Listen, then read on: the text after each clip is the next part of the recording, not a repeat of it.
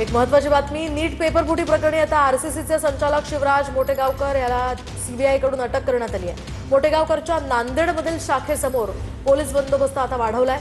मोटेगावकर क्लासेसनं विद्यार्थ्यांना आज अचानक सुट्टी दिली होती।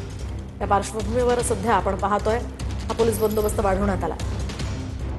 नीट पेपर फुटी प्रकरणामध्ये आरसीचे संचालक शिवराज मोटेगावकर यांना सीबीआयनं ताब्यात घेतलं आणि त्यानंतर नांदेड येथील त्यांच्या आरसीसी मोटेगावकर या शाखेसमोर पोलिसांचा बंदोबस्त जो आहे तो वाढवण्यात आला आहे। ज्ञानदानासारख्या पवित्र कार्यामध्ये ज्या पद्धतीनं शिवराज मोटेगावकर यांचं संशयित म्हणून नाव येते की त्यांनी पेपर फोडले अशा स्वरूपाच्या बातम्या येतात, त्यानंतर जे आहे ते पालक आक्रमक होण्याची शक्यता आहे आणि एकूणच नांदेड शहरामध्ये जे आहे ते आरसीसी मोटेगावकर किंवा या क्लासेस सगळ्यांच्या विरोधामध्ये आंदोलन होणार असल्याची सगळी माहिती आहे।